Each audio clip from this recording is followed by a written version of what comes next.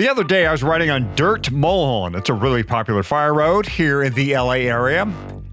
And whizzing by in the opposite direction was a tandem. Looked like a man and a woman on board, and both of them were wearing Floyd's of Leadville cycling jerseys. I yelled out, "Floyd's, Leadville," or something like that. You should have yelled out, "Bombs, choose, highest quality CBD." You were slipping, Hottie. That's what happens when I failed to take my Floyd's. I'm sure the night before I missed my nightcap of Floyd CBD and didn't sleep as well, then woke up in a fog. Yeah, seriously though, it's good to see Floyd's in the wild, and I'm betting the Tandemneers, is that a word? Tandemneers? Might be a word. Oh, we're well rested and ready to roll. They sure looked it. They were jamming down Dirt Mulholland like it was the start of the Leadville Trail 100. Yeah, Floyd CBD products can help with the rest and recovery, put you in a good state of mind for a hard, fast ride, whether on a tandem or not tandem. So when it's time to focus and go fast, you can. That's why I keep my Floyd's shelf really well stocked. No rooms for lapses in the fatty house. As for you, Hottie, we're going to need you to work on your CBD protocol. Hey, at least I remember to have my Floyd's water bottles in my cages, so I'm partly together. Something. Well, maybe I should head to floydsofleadville.com and put in an order. I will use the code FATTY at checkout and get that 15% discount. You do that, and while you do, I will thank Floyd's of Leadville for being the title sponsor of this show. 3, 2, 1.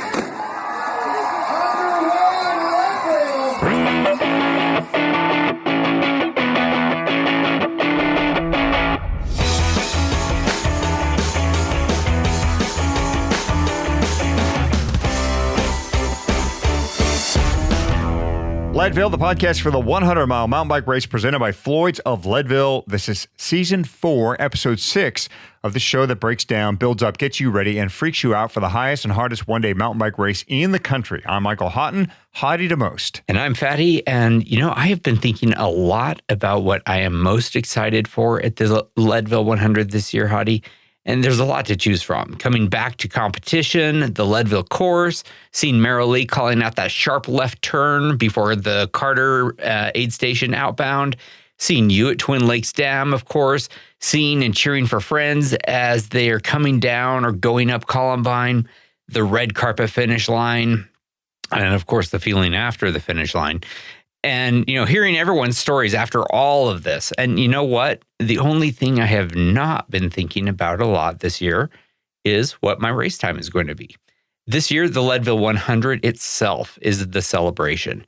I am looking to celebrate, to have a ball at the whole thing. The whole thing, as far as I'm concerned, is a big party. Yeah, missing last year, well, it was just necessary, but it sucked. It just did. And I, too, am looking forward to the Leadville 100 party. This race is a long way from being normal, but it is a huge part of our normal lives. But that race day party can be cut short in a big way if you don't plan and execute your nutrition properly, which brings us to this week's Feed Fail. That's right. We are partnering with our longtime sponsor, The Feed, to create this new show segment, Feed Fails.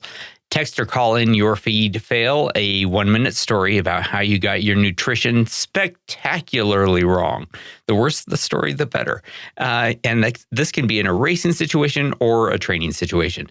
And send it to this number, whether a text or a voicemail, 719-453-1514. This one comes from Eric G., and it's a great fit to the party theme we've got for this episode and for this episode in general. More on that in a second.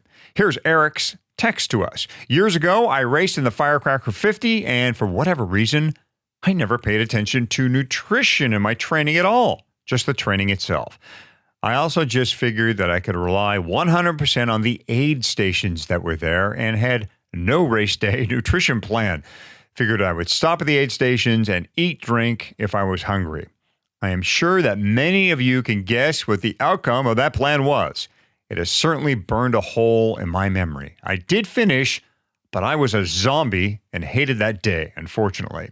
If nothing else, proper nutrition will help you enjoy the day. Forget about winning or beating a certain time. This is about enjoying the experience and staying coherent to remember the events and actually having positive memories. Yeah, some hard-earned wisdom here, Hadi.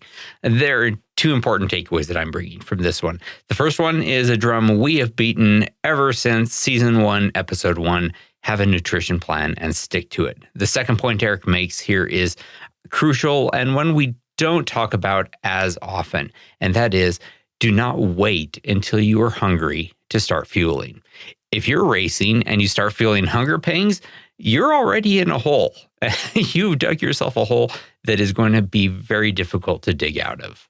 If you ever see Fatty at the starting line of the LT100, you will notice he is working on a bonk breaker bar, getting in the easiest couple hundred calories of the day and a very delicious option you can find at thefeed.com. Yeah, fuel early, fuel often, fuel according to your plan. Whether for the Firecracker 50 that Eric is talking about, for the Leadville 100, or whatever your big ride is, you are not going to have a great day unless you keep eating. So send us your feed fails to the Leadville Podcast hotline, 719-453-1514. If we use your feed fail on the show, our friends at the feed will send you a nice little prize, a very nice box of assorted products from the feed. You might find exactly what you need there for a banner day at Leadville. One more time, call or text your feed fail to 719-453-1514 and go to thefeed.com/Leadville for a 15% discount on everything at the feed. And thanks to the feed for sponsoring this segment of the show. What's up, party people? It's an exciting day. Today is the day I review my buddy's Commensol Meta HT AM. You know, just the name of our guest YouTube channel alone made me excited about this show's interview, Hardtail Party. I love hardtails, you know that. And the occasional party, like the one coming up on 6th and Harrison, this channel's host, he really combines those two words into every video he makes. Yeah, I found Steve and Hardtail Party during the pandemic, in fact, just searching for some info about riding flat pedals. His channel came up and he had a great video on flat pedals. But then I found all the other stuff on his channel about hardtails, most notably his bike reviews and deep knowledge of what makes a hardtail click. Steve has no Leadville experience, but he does have years behind the bars of mountain bikes, and we asked him to come on to help us understand why mountain bikes, and in particular hardtails, behave the way they do, and how we can successfully pick our next great hardtail.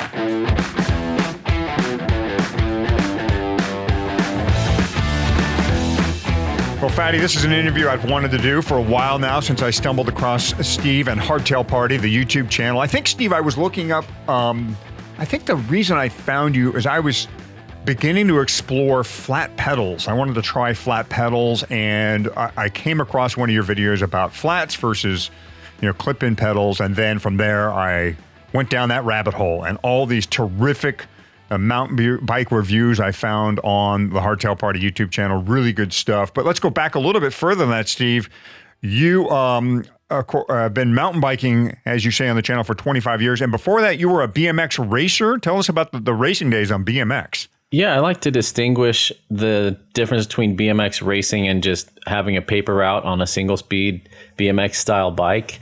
I feel like a lot of my hardtail technique comes from racing those BMXs. They're fully rigid. They're running 80 PSI in those tires. The tracks they look smooth, but they're still a little bit bumpy. And yeah, that was my intro to the world of biking, is more than just, heading over to my friend's house after school. Yeah, I think it started, at least mountain biking kind of started that way for a lot of us. Like I had a 10 speed and then I found BMX bikes and then it was mountain bikes. It seemed to be the progression for a lot of us folks in our quote unquote age group here. Yeah, exactly. Yeah. And I had a mentor who kind of invited me into the world of bicycles, and he gave me his old BMX bike. We did a couple races together, and then he got hooked on mountain biking. Then he sucked me into that, and it was a downhill slope ever since then. And it has been so much fun. So yeah, I did BMX while I was doing mountain biking for a bit. And mountain bikes have gotten so good. You can do a lot of the BMX stuff on them now. It's pretty fun. And fun is a real key word for you, isn't it? I mean, there's a definite emphasis in the party in Hardtail Party. Yeah, I was super intentional about it. We all ride for different reasons, and we all get different sorts of enjoyment out of why we ride, where we ride, how we ride. For me, I ride for the social aspect, to be out in nature, to clear my head, to forget about work. And when I would ride with my buddies that turned every fun ride into a competition with Strava or power meters or watts or weighing bikes, it detracted from my riding experience. And I know a lot of our audience here, obviously you need to be paying attention to that stuff to be competitive at Leadville. And there's a lot of great content out there for people who are looking for that cutting edge. But I found people focusing on that a little bit too much, and it was ruining a lot of our rides. You know, we'd be at the top of a hill and somebody'd be struggling and another person would be bugged at their Strava times getting wrecked. And I just realized, man, I'm here to disconnect, to clear my head, to recalibrate. This is my therapy. And I don't need people adding that to it. And so when I made the channel, I really wanted to help people reconnect with the fun of the sport. There's always going to be a technical and a nitty-gritty aspect about getting the absolute performance you can. And I think that's awesome. That's just not what we focus on the channel. And yeah, I just try to remind people we're probably never going to be in the Olympics on our bikes. At least my viewers aren't. And we're probably never going to be a world champ. Let's enjoy it a little bit. And you can still be fast, but yeah, we focus on the enjoyment, the fun, the camaraderie, and inclusion with all people who like to ride bikes. Yeah, and I think that's important too even for the Leadville racer, that they remember to enjoy the experience, to have fun. I mean, if you can go out there and get to 6th and Harrison and kind of put all that hard work behind you for a second and go, I'm going to try and make this a fun day, you're going to help increase your chances of having of achieving whatever goal it is. Now, Steve, the weapon of choice, or the favored weapon, I should say, at Leadville is a hardtail. I mean, you will predominantly see hardtails. Now, full suspension bikes, they've gotten very, very good over the years and very light and very fast, and we're seeing a lot more of those. And there's the occasional gravel bike, which we highlighted a couple episodes ago, but hardtail is the weapon of choice at the Leadville Trail 100. And that's the reason why I wanted to have you on, is because you know hardtails, you know how to break them down, you know how they work. But let's dive into the hardtail real quick, though. Are we seeing what's going on with the hardtail? Is this kind of a comeback for the hardtail we're seeing, or an evolution? And what are manufacturers doing to make hardtails perform even better now? Ooh, excellent question. Yes, there's definitely a resurgence of hardtails. We're seeing a lot of people getting into the sport based on the pandemic. You know, a lot of things weren't available to them, and they're reconnecting with nature. The sport is exploding. Bikes are unavailable. Parts are unavailable because of this limited supply and mainly the increased demand. And so we're seeing a lot of people getting into the sport. And, you know, if you want to get into basketball, you can buy some shoes and a ball and go practice at your park. And you've got maybe $300 in the sport. If you're getting into mountain biking and you tell them a helmet's $100 to $250, and then they need hydration and they need tools. Oh, and tires are $90 a piece. Oh, and we haven't even talked about bikes yet, which for a decent bike, you know, you're paying $1,800 to $2,500, and their eyeballs just explode. And so hardtails are the entry-level way to get started in this sport. And so with a resurgence of people joining the sport who aren't used to paying 10 grand for a bike, we need some sort of option for those that are joining, and something that's fun. And some brands have done extremely well with that. So we're seeing a resurgence in mountain biking and trail riding in general. And some companies, it's interesting, some companies pay a lot of attention to their hardtails, and some companies view them as, you know, this is the gateway thing. No one's going to know if it has bad geometry or bad parts, as long as it has a lockout on the fork and 1x11 or 1x12, our customers are never going to know the difference. So let's not put any energy into making a great hardtail. Let's just get something out there that we can sell. And right now, whether your bike's good or bad, it'll sell because there's no availability. But other companies really are getting it, and they're really designing fun and exciting and lightweight hardtails. I think in the 90s, hardtails were really still the focus. You know, we were starting to count grams. We were looking at keeping things strong, and hardtails were really, really refined. And all the flagship XC racers were on hardtails in the 90s. Then full suspension came along, and we all jumped on that, and hardtails kind of took a back seat, and people didn't really push the envelope on those as much. But nowadays we're starting to see the pendulum swing back the other way a little bit, where people are starting to realize, for 90% of the trails in the US, they're blue and green rated trails or fire roads. They're not these double black diamond things with 20-foot jumps and wooden bridges. And we don't need, these full face helmets and the whole Red Bull Rampage approach to it, which is what marketing pushes, is the hardcore, aggressive, catch air, wild side of riding. And the people who just love the simplicity of flowing on a single track, or being in the pain cave and crushing out miles, or clearing their head, or getting the fitness they want, for the most part, they have kind of been left behind. And so people are starting to realize, maybe hardtail is the right weapon of choice for a lot of people. So a lot of companies are starting to evolve those.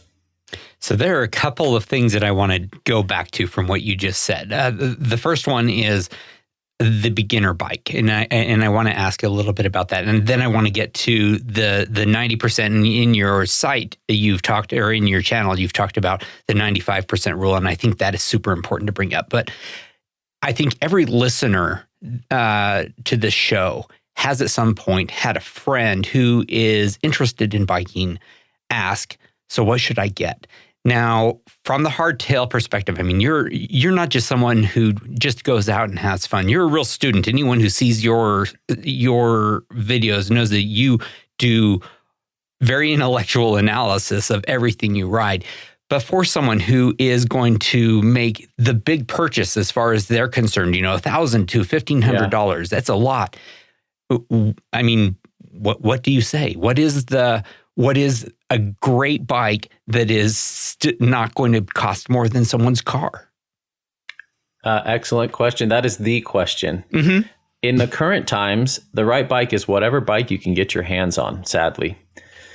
I'm talking to manufacturers and they're telling me, oh yeah, we'll have our bike available in October, November, December, and that's when you can purchase them. That's a bad answer. But for a new rider, the key is getting hooked and having a fun experience. So if the bike is safe, if it has basic features, even $1,000 bike today is going to ride better in most ways for a new rider than a $5,000 bike from the 90s. True. They've come a long way. They're going to be heavier, but they're going to have an enjoyable riding experience. So for me, it's getting them hooked enough to be able to pay $2,500 for their second bike. And that's a tricky spot. And so it kind of depends on your riding style too. Fortunately, if you're doing XC or longer rides or stuff like Leadville, you don't need a dropper. You don't need massive travel. You don't need massive brakes. And so something simple, fairly lightweight, that's in your budget and that's available and that you can take back to your shop and get advice on. We're kind of seeing this move away from bike shops, and people are buying online only because that's where the availability is. Those are a little bit cheaper, and new people coming into the sport don't have a hub to go to for reference. We used to go shoot the breeze at the bike shop and they'd have some new product on the wall and we get excited about it and ask them questions and learn.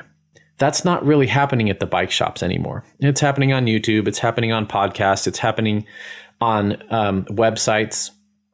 But it's completely shifted. And I think just as important as the bike is the infrastructure to support your bike experience. Learning how to change a tube, or setting up tubeless, or adjusting your saddle position to fit your body better. Even the angle of the saddle. These are all things that we take for granted, that a new rider, they could ride for 3 years with their saddle a centimeter too tall in the nose and have no idea that it could be different.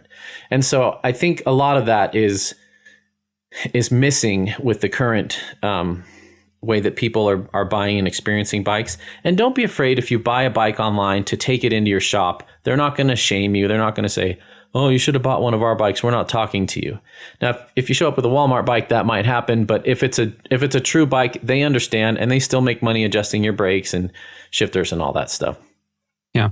And so the 95% rule, and I want you to describe it, but I was thinking about it actually yesterday while on just a regular ride. I was thinking Steve's 95% rule is absolutely spot on, which is the bike I am riding right now is the bike is on the trails that are out my front door. I don't have to go anywhere to ride. and it is a perfect match to where I am. So what is that 95% rule, and why does it matter? Yeah, excellent question. So the 95% rule I came up with is buy the bike that's right for 95% of your riding. Marketing sways us. You might take a trip to Whistler or your local bike park once a year, and there's this big feature you weren't able to hit, and you just think, oh, if only I had 40 more mil of travel and a little bit bigger this or that and a little bit lighter this or that, I could do that. And so then you go home, sell your bike, buy all that stuff for the one trip to Whistler a year that you take. And then 95% of the time when you're riding that trail out your back door, you're completely overbiked. And it's not a cardinal sin to be overbiked, but you're going to lose out on what a great bike could be on those trails. So my rule is, when shopping for a bike, find a bike that suits 95% of the riding that you do. My wife and I used to live in an Airstream for 3 years, and we traveled the US, and we've ridden in 26 different states. And as we would ride in different states, we were amazed at how few black diamonds there were, even though marketing and media is telling us everything about mountain biking is black diamonds and catching air and backflips and all this stuff. And that didn't resonate with the type of riding that I do. So when I consult people on bikes or give advice on what bike to get, if we're honest, most people like beginner and intermediate trails, or that's what they have access to. Maybe they want the double black diamonds, but it's not in their backyard and they're not doing it regularly. So stick to the bike that you're going to ride that's suited for the trails for 90%.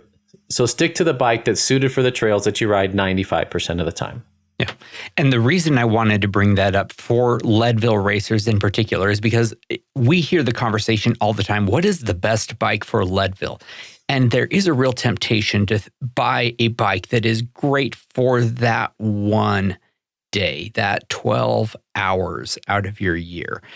I would say that following your rule, buy something that is great for where you actually ride most of the time is going to make you have a better day in Leadville because you are on a bike that you are really comfortable with and that you've spent a lot of time on and that you are, good friends with, honestly.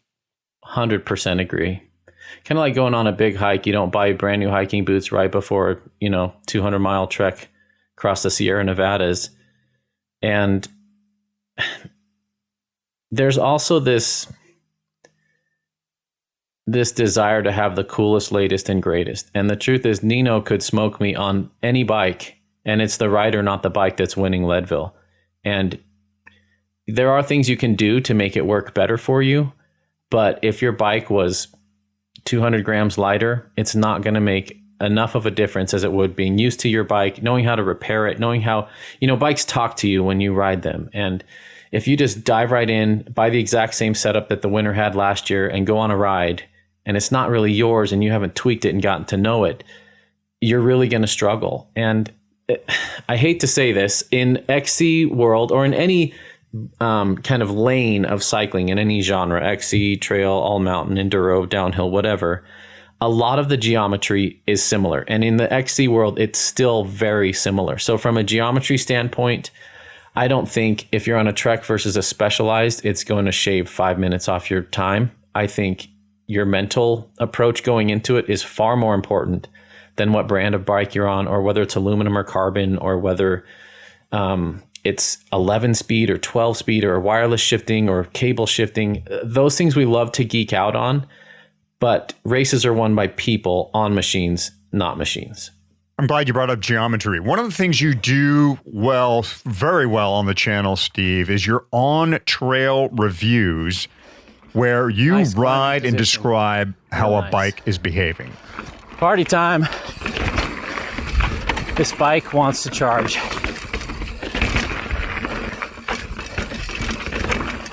This RockShox 35 feels all right. Better than the last one I rode.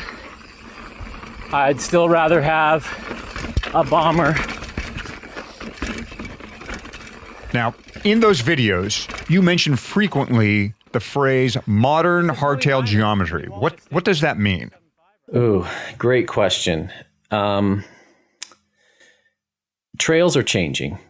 We're riding trails faster than ever. There are now berms in the trails. When mountain biking started, these were hiking trails that we were sort of allowed on. They didn't really have a classification to allow us or not. And so we were riding hiking trails and fire roads, but now we're having purpose-built trails. We're having places like Bentonville who will pay you a bonus to move there so you can purchase a brand new bike. And they have 100 miles of machine-built trails, 6 feet wide, meant specifically for mountain biking through the whole town. The world is changing in this sport. And as you know, we're learning about grades, and we're learning about how difficult it can be or should be or shouldn't be. And bikes are adapting to meet that. We have much higher speeds on the trails. Suspension's getting better, braking's getting better, frame materials are getting more refined, and bikes can do way more than they ever could. And so if we've been on a bike for 5 years and then we get on a new one, the sizing is going to feel totally differently. If you go from a medium to a medium, it'll feel totally differently. Your technique's going to have to change because bikes don't handle the same way they used to. We're now riding 27.5 and 29 and 29 plus tires on these things, and that does affect how they handle. And especially in a world where people are shopping online for bikes, especially right now, because your shop most likely doesn't have a single bike in stock. And if it does, it's probably not the bike you're looking for. So people are having to buy online, sight unseen, without taking a test ride. And the best information you can have to do that is a review and understanding that geometry chart. That geometry chart is crucial. Now, I feel like geometry charts aren't as accurate as we give them credit for, and oftentimes you'll get on a bike that rides totally different than you'd expect on the geometry chart.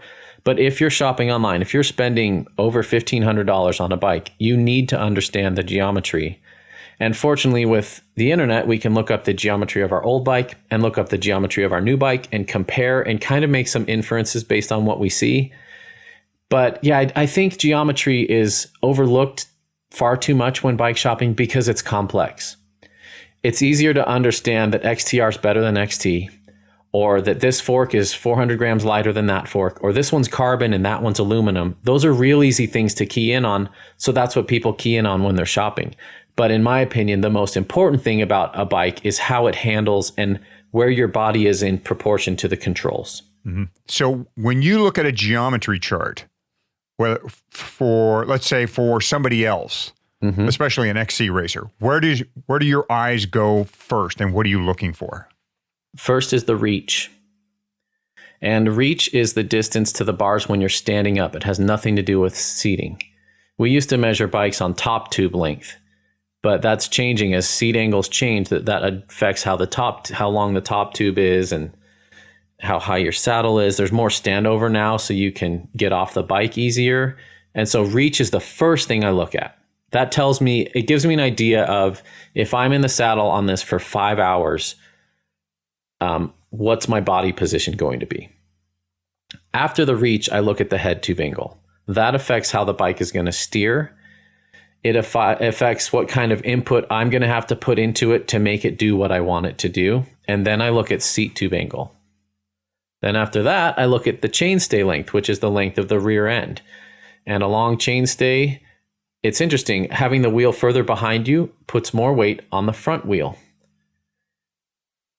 Because if the center line of the bike has moved behind your body, essentially, so your body's ahead of that now and putting more weight on the front wheel, that'll affect how it climbs, it'll affect how it turns. A longer wheelbase, a longer chainstay will have nice long sweeping turns, will feel really great, but really quick switchbacky things through rocks and roots, it's going to feel a little bit more like a bus than a sports car. So once you learn all these nuances, you can start to envision what the designer was thinking about this bike and envision what it might ride like. And one thing I'll add is whenever you demo a bike, take notes, write down the size and the year of the bike, and then go home and look up the geometry.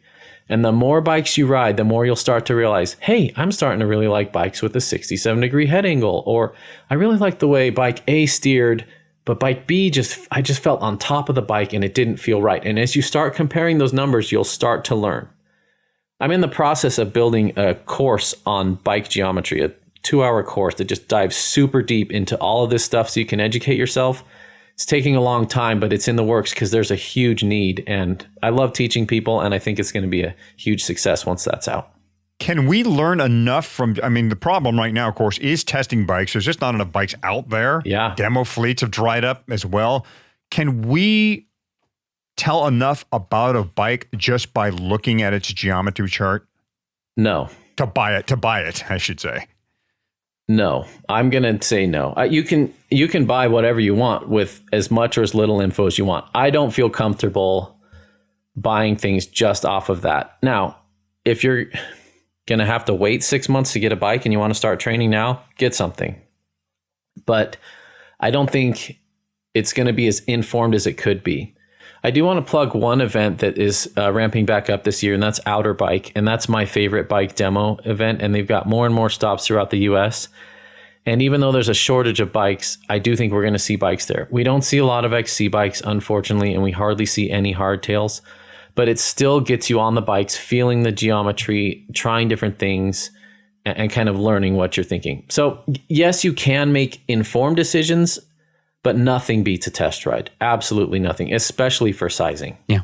I want to go back to the modern versus, let's call it old school geometry for a second. I never explained that. No, sorry. No, you gave us a good general description of it. My problem is I'm probably the very picture of old school rider. And I set up even my fairly modern bikes so that they approximate and accommodate my old school riding.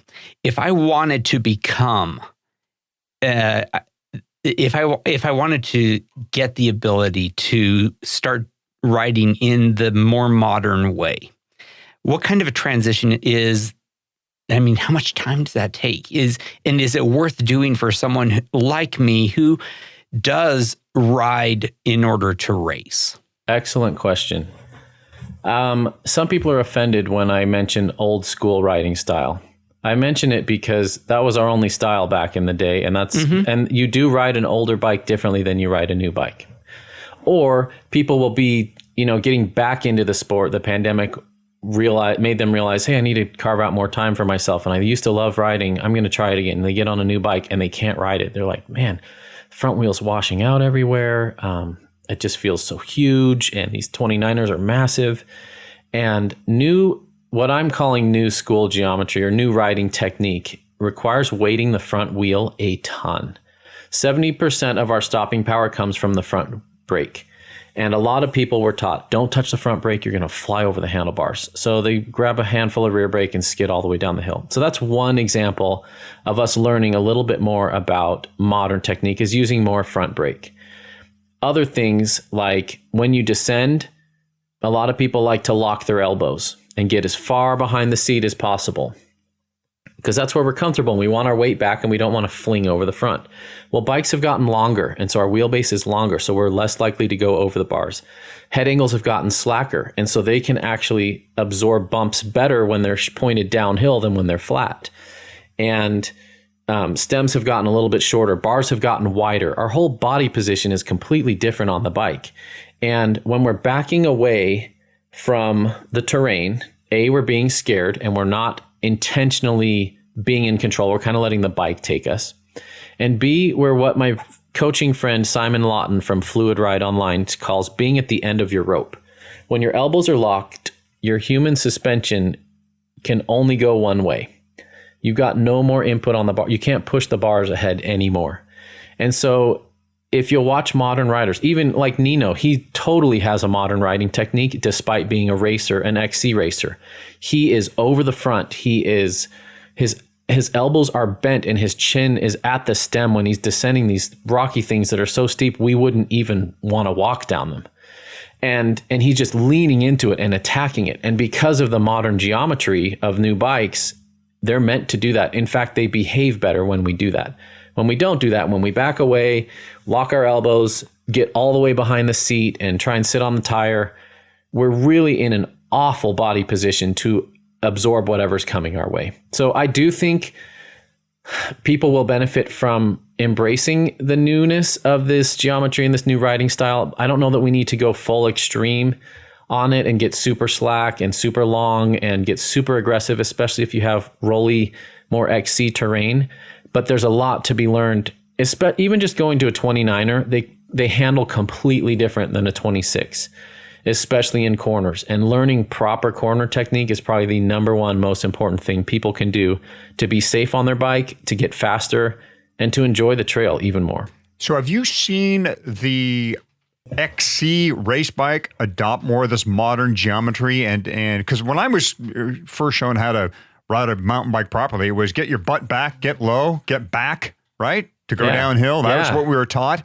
What's happening with the modern XC race bike? Is it adopting some of this modern geo, and how do we as riders need to adjust?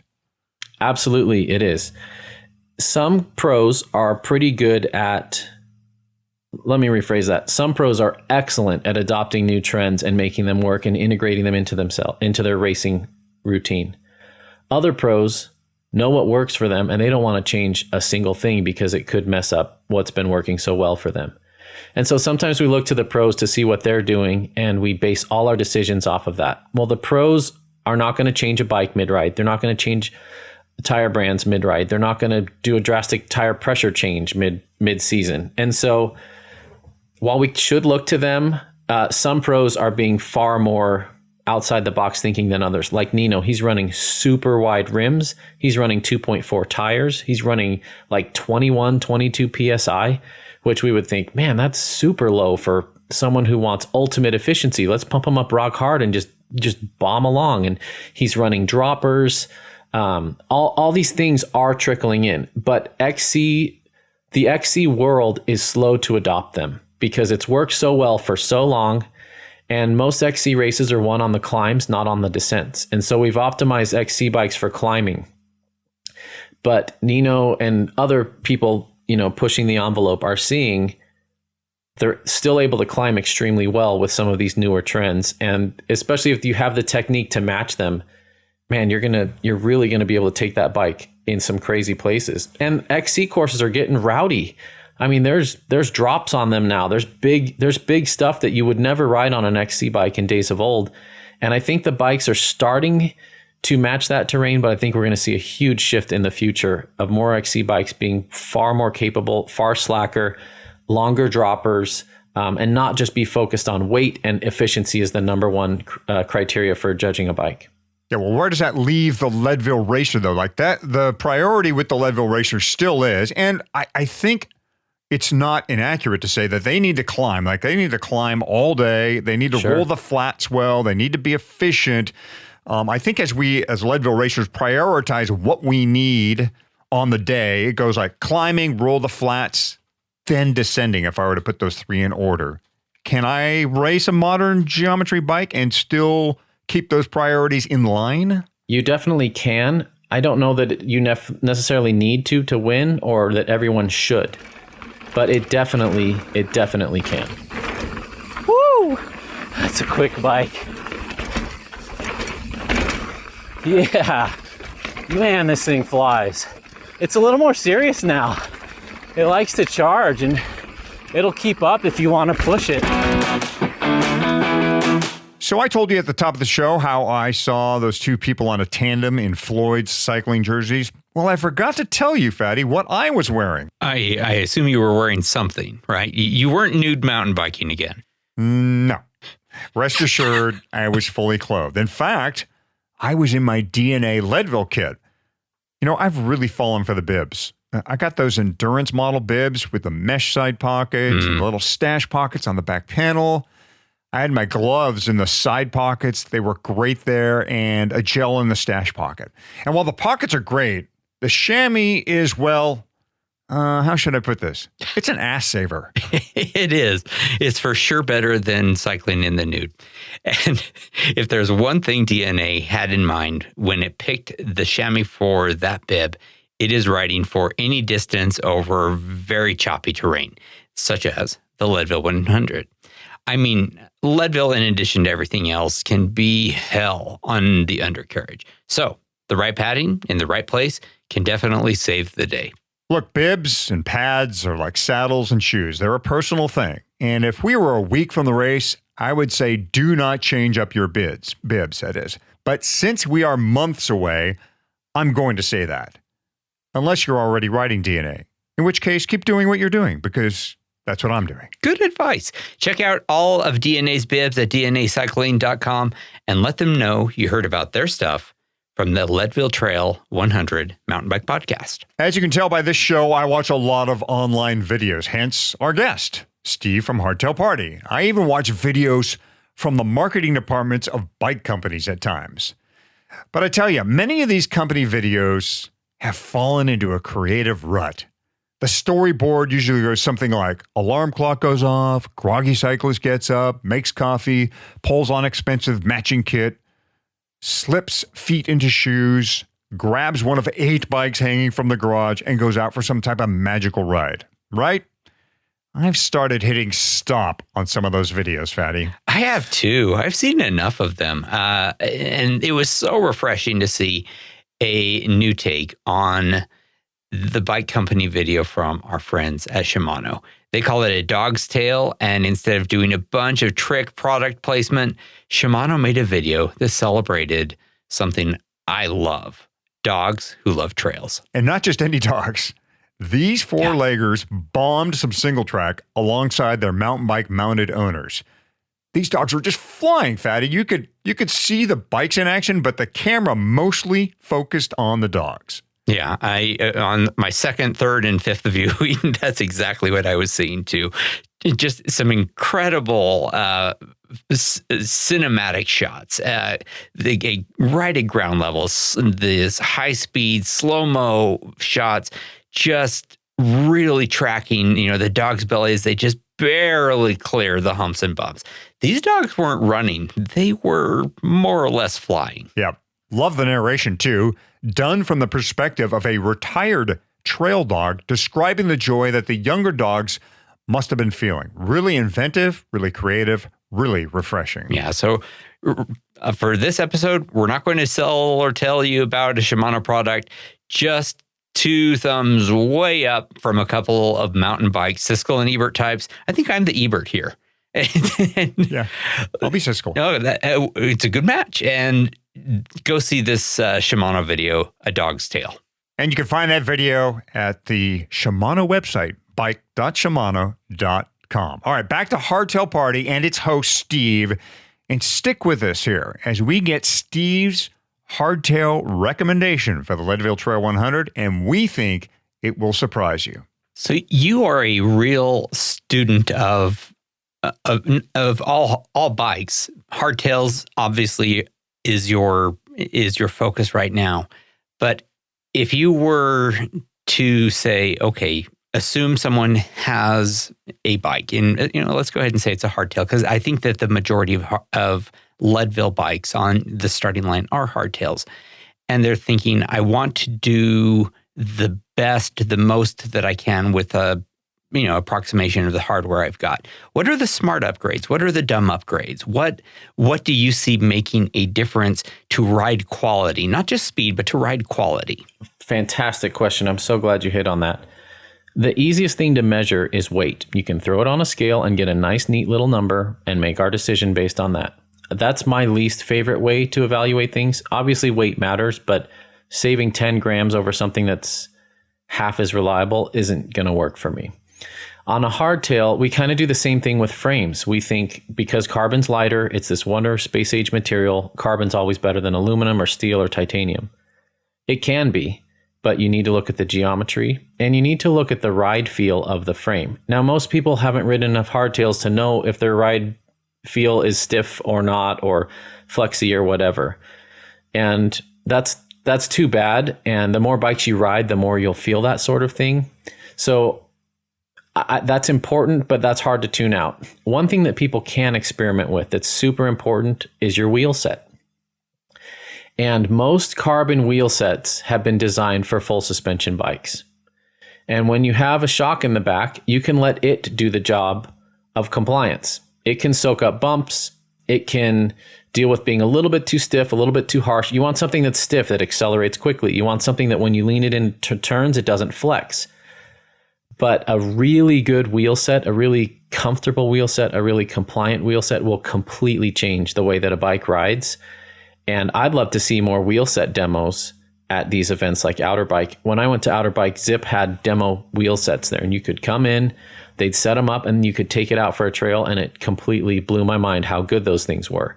They're not the right wheel for this race, but it emphasized the difference that a compliant wheel can make on traction, on control, on fatigue. 12 hours in the saddle, a good wheel set feels like the difference of running 4 PSI more than you normally run. It's that noticeable, and someone who's even new to the sport may not be able to pinpoint what it is, but they would know something was different if you compared side to side. So don't just look at either the cheapest carbon wheels you can get. A lot of people fall into that trap, and the cheapest carbon wheels are often super stiff.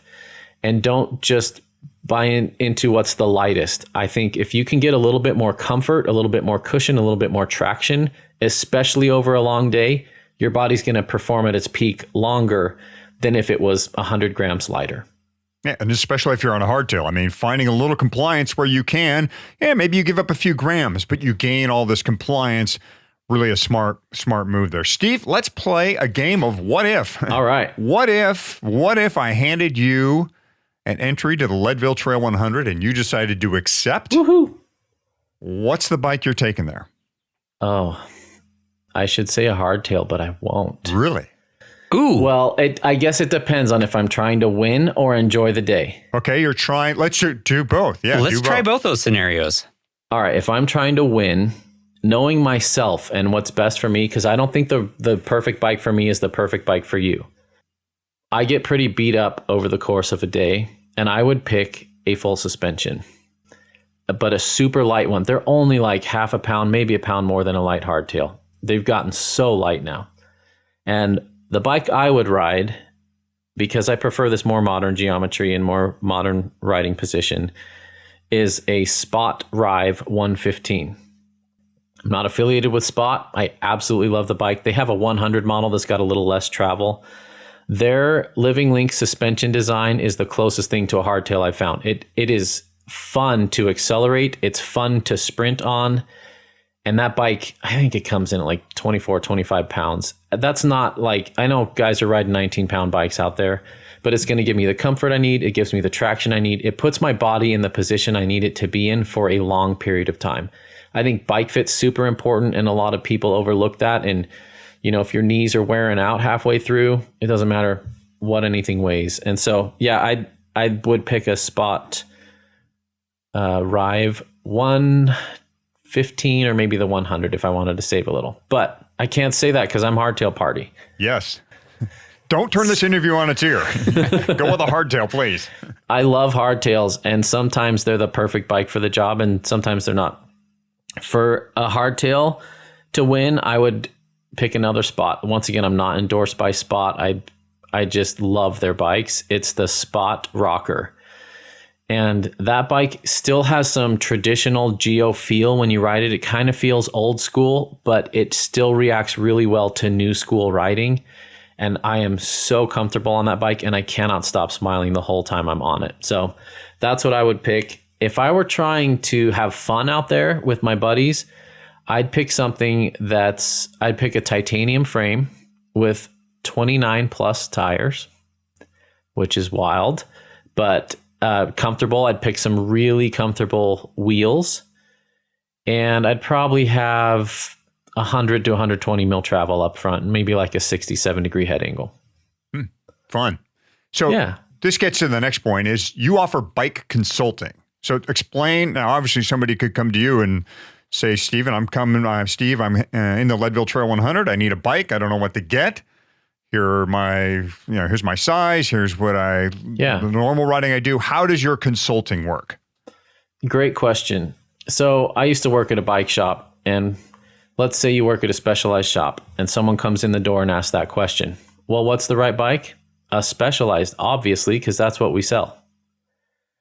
I don't work for a bike shop, and doesn't matter to me if you buy a Specialized or a Trek or a BMC or whatever. And so I'm able to provide a more balanced approach. I also think I've ridden more hardtails than just about any other human on the planet. And especially in the trail and enduro world, I can compare those extremely well. And a lot of people think I'm crazy that I can feel if a hardtail's compliant or not. They say it's a hardtail, it's just going to ride rigid no matter what. Or why don't you just get a full suspension if you want something compliant? But there truly is a remarkable difference between a wonderful compliant hardtail and a super stiff rigid hardtail. So I'm able to share the nuances between those and help other people pick between these bikes. In a world where we're shopping online or people are just getting into the sport and they're not going to a shop and picking the local mechanic's brain for questions, they're getting it all online. We need to make sure we have reputable sources for our information. And there's a lot of conflicting info out there. Some of it's good, some of it's not good. So I also believe the perfect bike for anyone is it depends. The perfect bike for you isn't going to be the perfect bike for me. And so with this consultation experience, they fill out this huge survey that's like, how long you been riding? What bike are you on now? What do you like about your bike? What do you not like about your bike? Send me a couple videos on YouTube of the trails you ride 95% of the time. Are you trying to get air, or are you looking to put out long miles? Are you looking to win XC races? What are your goals with the bike? Because that's really important. And so a lot of people will ask me, I've got a budget of $3,000. What should I buy? I can't possibly give you a recommendation because I know nothing about you. And so each piece of advice, each consultation is unique to the person that I'm working with. And so it's a back and forth process. It takes a fair amount of time. Some people don't want to invest that amount of time and thought into, thinking about, well, maybe I'm not going to be hitting jumps, or maybe I am. And it's a little bit uncomfortable for some people because they have to get honest with themselves. And I'm really trying to suss out what that 95% is and help them pick a bike that suits that 95%. A lot of times they come in wanting bike A because they saw a really cool edit of somebody getting big air on that bike. Then we come to find out they're 60 and they're getting back into it and they don't have any interest in getting air, but the bike that they want to get is that. And it's a process to help them. I'm fine with them buying whatever they want. I just want them to be educated to know what to expect out of that bike versus something else that they might be able to get.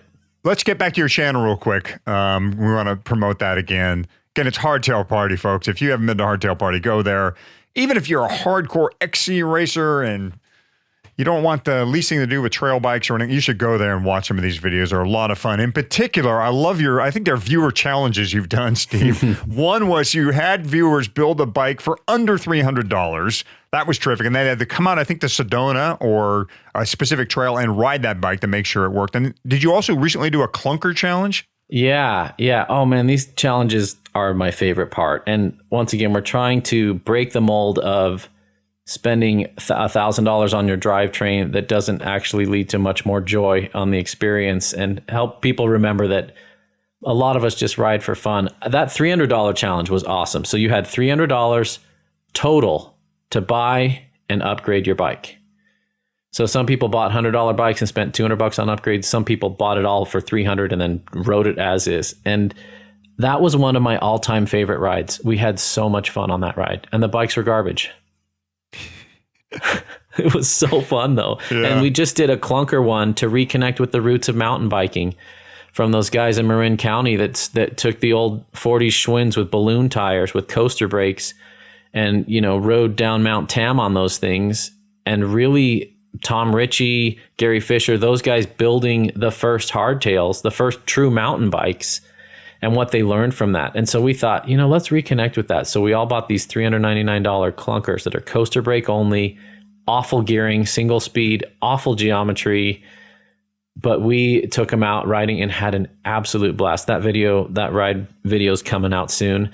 And then we're going to continue the challenge and let people modify them however they want and then re-ride them again. So everybody was on the exact same stock bike.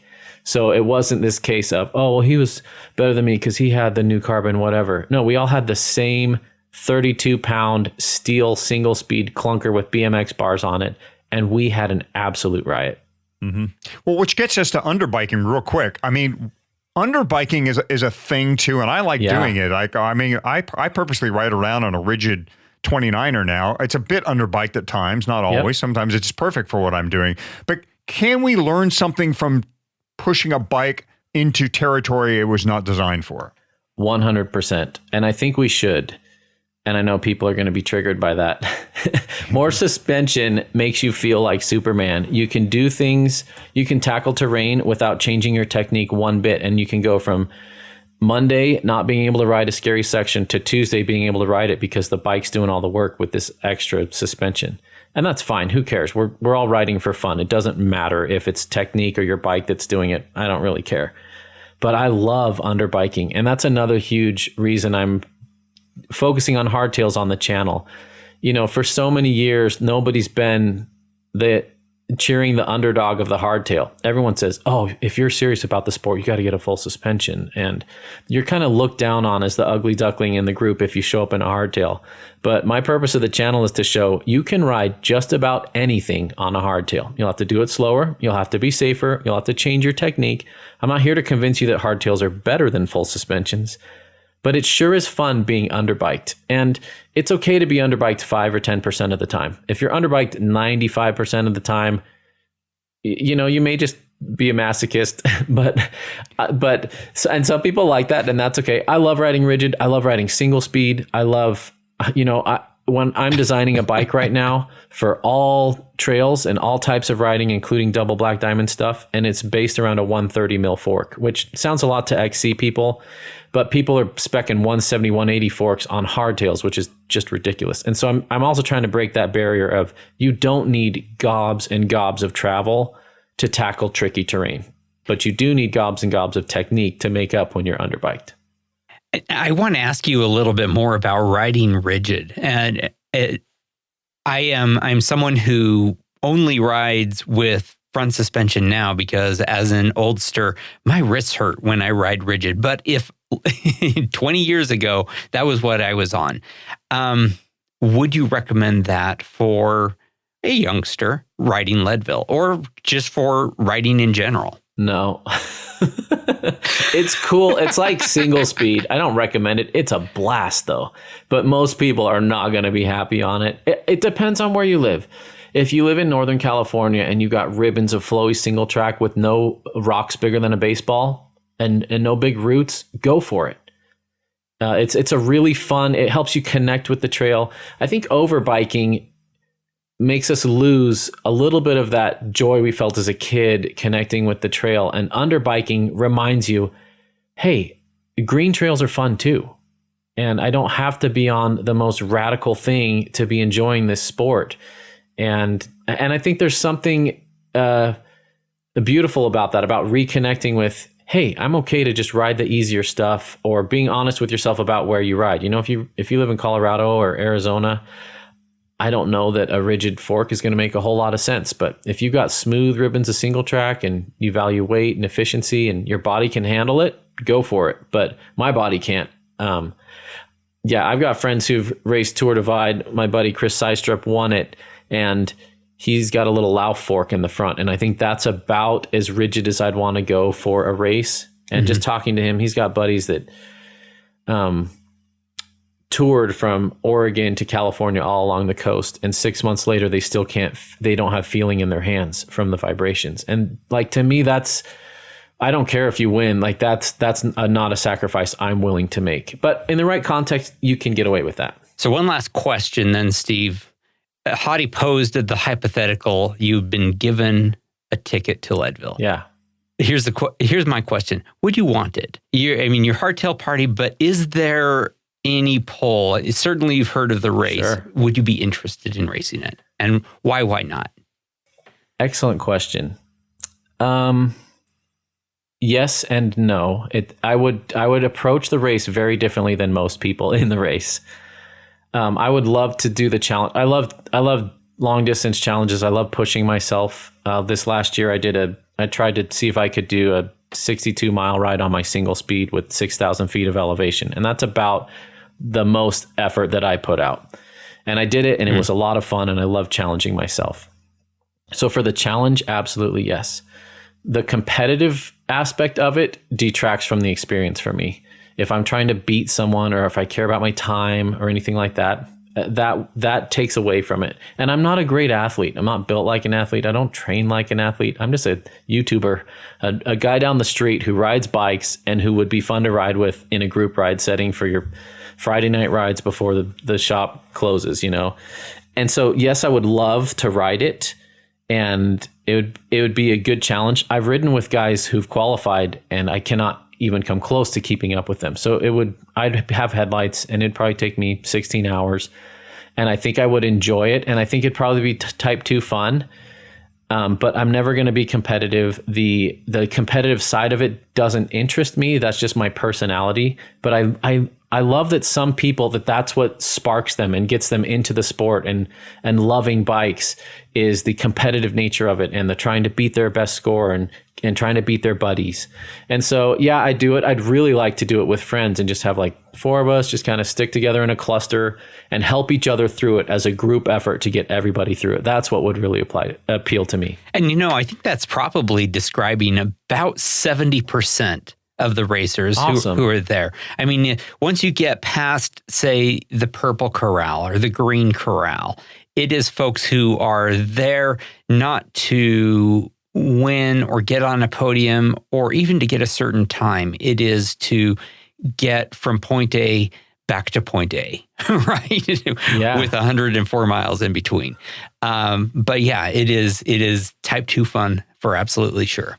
And it is fantastic having you to kind of remind us, those of us who perhaps think a little bit too much about racing, that there is a party to be had on a hardtail. That's right. There's a party in the mountains and you're invited. And I love reminding people of that. And I love geeking out on technical stuff. It's super fun. I love, you know, the latest and greatest advancements in technology for bikes. But in the end, we're humans out there having fun, and it's the rider that wins, not the machine. And if we can remember that, hopefully we can have a little more fun and enjoy the Leadville 100 a little bit more.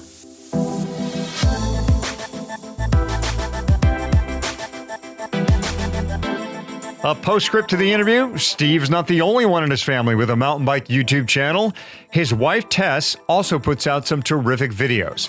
The channel's called Dusty Betty, and it is mountain biking from a lady's perspective. But guys, don't be shy. There's stuff we can learn from Tess, too. Steve also talked about where to spend on upgrades and wheels. Those were his number one choice, and we agree. It's one of the reasons we have Envy around. Envy wheels are the best upgrade you can make. You won't find them often on showroom floor bikes, and that can sometimes be kind of disappointing when what you do find on pre-built bikes is what we need a company like Envy for in the first place. Yeah, I don't know exactly what the word envy means, but if it does make it into the dictionary, it should be defined as upgrade. You put the M525 wheel set on just about any bike, and you have upgraded that bike. It will be lighter, faster, stronger, all of the above. Absolutely. And I think envy just means envy. They just wanted it to be symmetrical when you look at it up, down, front or backward. But very, very clever logo. It's my first and only choice when I'm building a Leadville bike or any mountain bike for that matter. An Envy wheel set means I am leaving nothing to chance. And on a day in the dirt over 100 miles, chance is not your friend. Envy is your friend. So do that upgrade. Start by going to Envy. That's ENVE.com. All right, let's wrap this episode. Big thanks to Steven of Hardtail Party. Check out his YouTube channel and be sure to like and subscribe. And watch that guy ride. You will learn a lot just by checking out his trail skills. Yep, he's another great storyteller in this season of Storytellers. Listeners, if you like his show or if you like our show, please let us know. I'm on Twitter as Fat Cyclist, and Hottie hangs on Instagram at Michael Houghton. Of course, we're both on Facebook at the Leadville 100 MTB participants page. Share the love on whatever social media you happen to follow.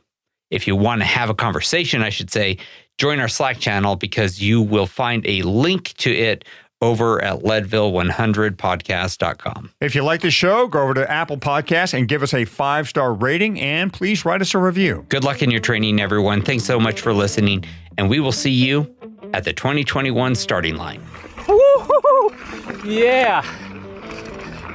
Oh, what a party bike.